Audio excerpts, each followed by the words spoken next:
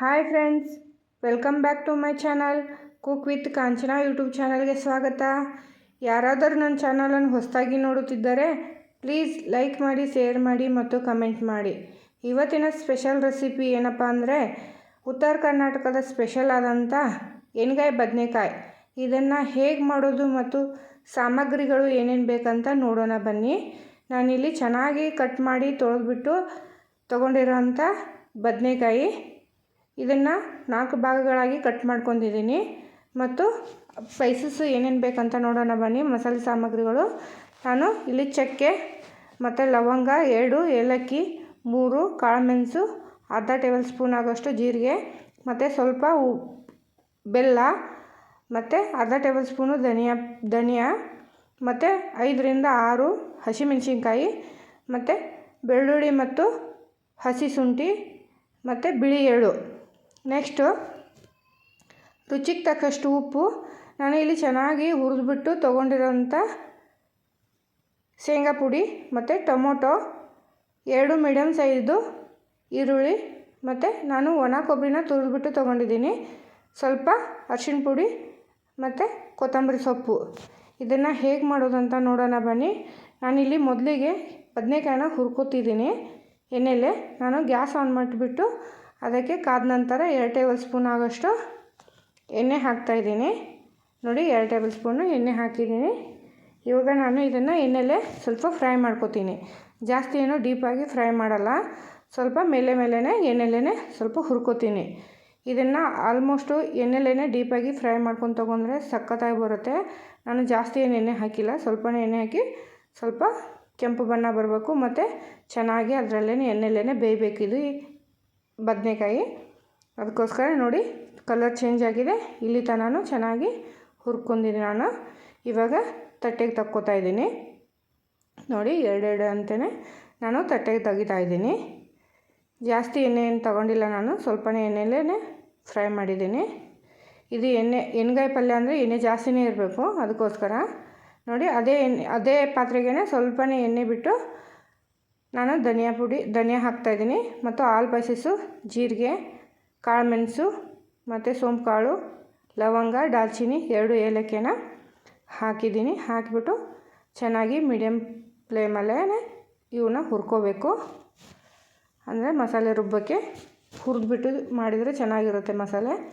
ಇವಾಗ ನೋಡಿ 2 ಬೆಳ್ಳುಳ್ಳಿ ತೊಗೊಂಡಿದ್ದೀನಿ, 2 ಗಡ್ಡೆ ಬೆಳ್ಳುಳ್ಳಿ ಮತ್ತು ಸ್ವಲ್ಪ ಶುಂಠಿ ಮತ್ತು 6ರಿಂದ 5 ಮೆಣಸಿನ್ಕಾಯಿ ಹಾಕಿ ಚೆನ್ನಾಗಿ ಎಣ್ಣೆಲೇ ಸ್ವಲ್ಪ ಫ್ರೈ ಮಾಡ್ತಾಯಿದ್ದೀನಿ.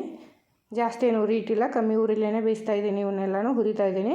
ಮತ್ತು ತುರಿದಿರೋಂಥ ಕೊಬ್ಬರಿ, ಇದನ್ನು ಸ್ವಲ್ಪ ಗೋಲ್ಡನ್ ಬಣ್ಣ ಬರಬೇಕು, ಅಲ್ಲಿ ತನಕ ಕಮ್ಮಿ ಉರಿಲೇ ಹುರ್ಕೋಬೇಕು. ಅದಕ್ಕೇ ಬಿಳಿ ಎಳ್ಳು ಹಾಕ್ತಾಯಿದ್ದೀನಿ, 2 ಟೇಬಲ್ ಸ್ಪೂನ್ ಆಗೋಷ್ಟು. ಇದನ್ನು ಕೂಡ ಎಣ್ಣೆಲೇ ಸ್ವಲ್ಪ ಫ್ರೈ ಮಾಡ್ಕೋಬೇಕು. ಜಾಸ್ತಿ ಎಣ್ಣೆನ ಹಾಕಬೇಡಿ, ಸ್ವಲ್ಪ ಎಣ್ಣೆಲೇ ಇವನ್ನೆಲ್ಲನೂ ಚೆನ್ನಾಗಿ ಹುರ್ಕೋಬೇಕು.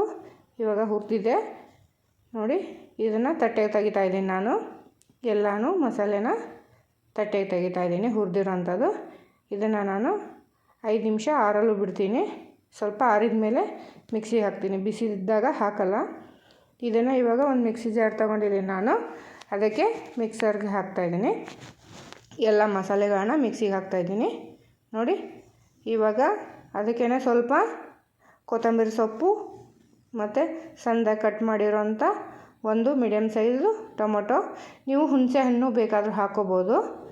ಇವಾಗ ಇದನ್ನು ಮಿಕ್ಸಿ ಮಾಡ್ಕೊಂಬರೋಣ ಬನ್ನಿ. ನೋಡಿ ಎಷ್ಟು ಚೆನ್ನಾಗಿ ಬಂದಿದೆ ಮಸಾಲೆ. ಮಿಕ್ಸಿ ಮಾಡ್ಕೊಂಡು ತೊಗೊಂಬಂದಿದ್ದೀನಿ. ಇದಕ್ಕೆ ನಾನು ಸ್ವಲ್ಪನೇ ಕಾಲು ಕಪ್ ಆಗೋಷ್ಟು ನೀರು ಹಾಕ್ಕೊಂಡು ರುಬ್ಕೊಂಡಿದ್ದೆ.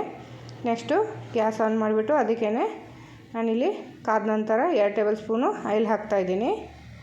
ನೋಡಿ, ಇದು ಕಾದಿದೆ. ಇವಾಗ ಎಣ್ಣೆ ಕಾದ್ಮೇಲೆ ಮೀಡಿಯಮ್ ಸೈಜು ಕಟ್ ಮಾಡಿರೋಂಥ ಈರುಳ್ಳಿನ ಹಾಕಿ ಚೆನ್ನಾಗಿ ಹುರಿತಾಯಿದ್ದೀನಿ. ಇಲ್ಲಿ ನೋಡಿ, ಈ ಥರ ಸ್ವಲ್ಪ ಕಲರ್ ಚೇಂಜ್ ಆಗೋವರೆಗೂ ಎಣ್ಣೆಲೇ ಈರುಳ್ಳಿನ ಬಾಡಿಸ್ಕೋಬೇಕು. ಇವಾಗ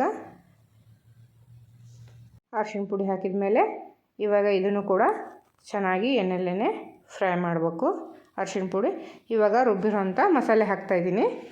ನೋಡಿ, ಎಲ್ಲ ರುಬ್ಬಿರೋಂಥ ಮಸಾಲೆ ಹಾಕ್ತಾಯಿದ್ದೀನಿ. ಇವಾಗ ಎಲ್ಲನೂ ಚೆನ್ನಾಗಿ ಹುರಿಬೇಕು ಮಸಾಲೆ. ಅಲ್ಲಿ ತನಕ ಕೈ ಆಡಿಸ್ತಾ ಇರಬೇಕು ಈ ಥರ ಮಸಾಲೆ. ಕೆಳಗಡೆ ಅಂಟ್ಕೋಬಾರ್ದಲ್ವ, ಅದಕ್ಕೋಸ್ಕರ ತಳ ಹಿಡಿಬಾರ್ದು. ಅದಕ್ಕೋಸ್ಕರ ಚೆನ್ನಾಗಿ ಮಸಾಲೆ ಈ ಥರ ತಿರುಗಾಡ್ತಾ ಇರಬೇಕು. ನೋಡಿ ಮಸಾಲೆ ಚೆನ್ನಾಗಿ ಕುದಿ ಬರ್ತಿದೆ. ಇವಾಗ ಇನ್ನೊಂದು ಸ್ವಲ್ಪ ಮಸಾಲೆ ಕುದೀಲಿ ಅಂತ ಲಿಡ್ ಕ್ಲೋಸ್ ಮಾಡಿಬಿಟ್ಟು 2ರಿಂದ 3 ನಿಮಿಷ ಬೇಯಲು ಬಿಡ್ತೀನಿ. ಇವಾಗ ಬೆಂದಿದೆ ಅಂತ ನೋಡೋಣ ಬನ್ನಿ. ನೋಡಿ ಮಸಾಲೆ ಎಷ್ಟು ಚೆನ್ನಾಗಿ ಬೆಂದಿದೆ. ಇವಾಗ ಸ್ವಲ್ಪನೇ ಎಣ್ಣೆ ಬಿಟ್ಟಿದೆ. ಇವಾಗ ಅದನ್ನು ತಳ ಹಿಡಿಬಾರ್ದಲ್ವ, ಅದಕ್ಕೋಸ್ಕರ ಮಸಾಲೆನ ಮತ್ತೆ ಮಿಕ್ಸ್ ಮಾಡಿ ಇವಾಗ ಅದಕ್ಕೆ ರುಚಿಗೆ ತಕ್ಕಷ್ಟು ಉಪ್ಪು ಹಾಕ್ತಾಯಿದ್ದೀನಿ. ನೀವು ನೋಡಿ ನಿಮ್ಮ ರುಚಿಗೆ ತಕ್ಕಷ್ಟು ಉಪ್ಪು ಹಾಕಿ ನಾನು ಇಲ್ಲಿ ಇವಾಗ ಫ್ರೈ ಮಾಡಿರೋಂಥ ಬದನೆಕಾಯಿನ ಹಾಕ್ತಾಯಿದ್ದೀನಿ ಅದರಲ್ಲಿ ಮಸಾಲೆಯಲ್ಲಿ. ಇವಾಗ ಬದನೆಕಾಯಿನ ಈ ಮಸಾಲೆಯಲ್ಲಿ ಚೆನ್ನಾಗಿ ಮಿಕ್ಸ್ ಮಾಡ್ತಾಯಿದ್ದೀನಿ. ನೋಡಿ ಈ ಥರ ಎಲ್ಲನೂ ಬದನೆಕಾಯಿಗೆ ಮಸಾಲೆ ಹಿಡ್ಕೋಬೇಕಲ್ವ, ಈ ಥರ ಬದನೆಕಾಯಲ್ಲಿ ಮಿಕ್ಸ್ ಮಾಡ್ತಾಯಿದ್ದೀನಿ ಮಸಾಲೆ. ಇವಾಗ ಮತ್ತೆ ಬದನೆಕಾಯಿ ಮಸಾಲೆ ಬೇಯೋಗೋಸ್ಕರ ನಾನು ಎಣ್ಣೆಲೇನೆ ಬೇಯಲಿ ಸ್ವಲ್ಪ ಅಂಥೇಳಿ ಮತ್ತೆ ಲಿಡ್ ಕ್ಲೋಸ್ ಮಾಡಿಬಿಟ್ಟು 2ರಿಂದ 3 ನಿಮಿಷ ಬೇಯಲು ಬಿಟ್ಟಿದ್ದೆ. ಇವಾಗ ಮತ್ತೆ ತೆಗೆದು ನೋಡ್ತಾಯಿದ್ದೀನಿ. ಇವಾಗ ನೋಡಿ ಸ್ವಲ್ಪನೇ ಎಣ್ಣೆ ಬಿಟ್ಟಿದೆ, ಮಸಾಲೆ ಬದನೆಕಾಯಿನೂ ಸ್ವಲ್ಪ ಬೆಂದಿದೆ. ಇವಾಗ ಅದನ್ನು ಕೂಡ ಚೆನ್ನಾಗಿ ಈ ಥರ ಮಿಕ್ಸ್ ಮಾಡ್ತಾಯಿದ್ದೀನಿ. ಅದಕ್ಕೆ ರುಬ್ಬಿರೋಂಥ ಮಿಕ್ಸರ್ ಜಾರ್ಗೆ ಸ್ವಲ್ಪ ಮಸಾಲೆ ಉಳಿದಿತ್ತು, ಅದಕ್ಕೆ ಅರ್ಧ ಗ್ಲಾಸ್ ಆಗೋಷ್ಟು ನೀರು ಹಾಕಿದ್ದೆ. ನೀರು ಹಾಕಿಬಿಟ್ಟು ಇವಾಗ ಇದಕ್ಕೆ ಮಿಕ್ಸ್ ಮಾಡ್ತಾಯಿದ್ದೀನಿ. ಏನಕ್ಕಂದರೆ ಮಸಾಲೆ ಮತ್ತು ಬದನೆಕಾಯಿ ಚೆನ್ನಾಗಿ ಇನ್ನೂ ಸ್ವಲ್ಪ ಬೇಯಬೇಕು, ಅದಕ್ಕೋಸ್ಕರ ಇವಾಗ ಬೇಯೋಕ್ಕೋಸ್ಕರ ಮತ್ತು 2ರಿಂದ 3 ನಿಮಿಷ ಮುಚ್ಚಳ ಮುಚ್ಚಿ ಬೇಯಲು ಬಿಡ್ತೀನಿ.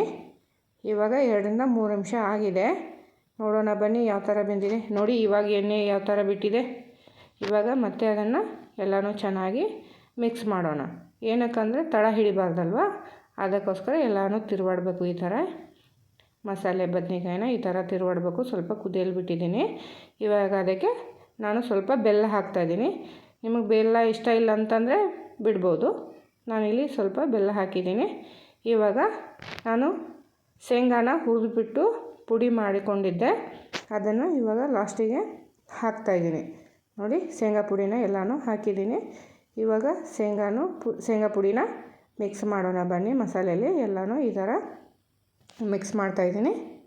ಏನಕ್ಕಂದರೆ ಮಸಾಲೆ ಎಲ್ಲನೂ ಸೇರಬೇಕಲ್ವ, ಅದಕ್ಕೋಸ್ಕರ ನೋಡಿ ಈ ಥರ ಎಲ್ಲನೂ ಬದನೆಕಾಯಲ್ಲಿ ಮಸಾಲೆನ ಮಿಕ್ಸ್ ಮಾಡಿಕೊಂಡು ನೋಡಿ ಸ್ವಲ್ಪ ಹೊತ್ತು ಕುದಿಯಲು ಬಿಡ್ತೀನಿ. ಹಂಗೇ ಆಡಿಸ್ತಾನೆ ಇರಬೇಕು, ಏನಕ್ಕಂದರೆ ತಳ ಹಿಡಿಬಾರ್ದಲ್ವ, ಅದಕ್ಕೋಸ್ಕರ.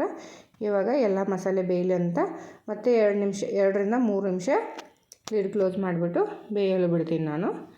ಇವಾಗ ಬೆಂದಿದೆ ಅಂತ ನೋಡೋಣ ಬನ್ನಿ. ನೋಡಿ ಎಷ್ಟು ಚೆನ್ನಾಗಿ ಶೇಂಗಾ ಪುಡಿ ಮತ್ತು ಮಸಾಲೆ ಬದನೆಕಾಯಿ ಎಲ್ಲನೂ 3 ಕೂಡ ಎಲ್ಲನೂ ಚೆನ್ನಾಗಿ ಬೆಂದಿದೆ. ಬೆಂದಿದೆ ಅಂತ ಹೇಗೆ ಗೊತ್ತಾಗುತ್ತೆ ಅಂದರೆ ನೋಡಿ ಸೈಡ್ಗೆ ಎಲ್ಲ ಕಡೆ ಎಣ್ಣೆ ಬಿಟ್ಟಿದೆ ಅಲ್ವಾ, ಅದಕ್ಕೋಸ್ಕರ ಇದು ಬೆಂದಿದೆ. ಬದನೆಕಾಯಿನೂ ಚೆನ್ನಾಗಿ ಬೆಂದಿದೆ, ಗ್ರೇವಿನೂ ಚೆನ್ನಾಗಿ ಬಂದಿದೆ. ಇವಾಗ ರೆಡಿಯಾಗಿದೆ ನೋಡಿ.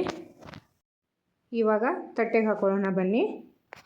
ನೋಡಿ ಯಾವ ಥರ ಬಂದಿದೆ, ಸೂಪರಾಗಿ ಬಂದಿದೆಯಲ್ಲ. ತಟ್ಟೆಗೆ ಹಾಕ್ಕೋತಾ ಇದ್ದೀನಿ ಮತ್ತು ಟೇಸ್ಟ್ ಹೇಗಿದೆ ಅಂತಲೂ ನೋಡೋಣ ಬನ್ನಿ. ನಿಮಗೂ ಈ ರೆಸಿಪಿ ಇಷ್ಟ ಆಗಿದೆಯಲ್ಲ. ಈ ರೆಸಿಪಿ ಅಂತೂ ಯಾರಿಗೆಲ್ಲ ಎಲ್ಲರಿಗೂ ಇಷ್ಟ ಆಗುತ್ತೆ. ಅದು ಉತ್ತರ ಕರ್ನಾಟಕದ ಸ್ಪೆಷಲ್ ರೆಸಿಪಿ ಆಗಿರೋದ್ರಿಂದ ಎಲ್ಲರಿಗೂ ಇಷ್ಟವಾದ ರೆಸಿಪಿ ಆಗಿದೆ ಇದು ಚಪಾತಿ ಜೊತೆ ಮತ್ತು ಬಿಸಿ ಬಿಸಿ ರೊಟ್ಟಿ ಜೊತೆ, ಬಿಸಿ ಬಿಸಿ ಅನ್ನದ ಜೊತೆ ಮತ್ತು ಅಕ್ಕಿ ರೊಟ್ಟಿ ಜೊತೆ ಅಂತೂ ಸೂಪರಾಗಿರುತ್ತೆ. ಇದ್ರ ಮೇಲೆ ಸ್ವಲ್ಪ ಕೊತ್ತಂಬರಿ ಸೊಪ್ಪು ಹಾಕ್ತಾಯಿದ್ದೀನಿ. ಈ ರೆಸಿಪಿ ನಿಮಗೆ ಇಷ್ಟ ಆಗಿದ್ದರೆ ಪ್ಲೀಸ್ ಲೈಕ್ ಮಾಡಿ, ಶೇರ್ ಮಾಡಿ, ಕಮೆಂಟ್ ಮಾಡಿ. Thank you so much.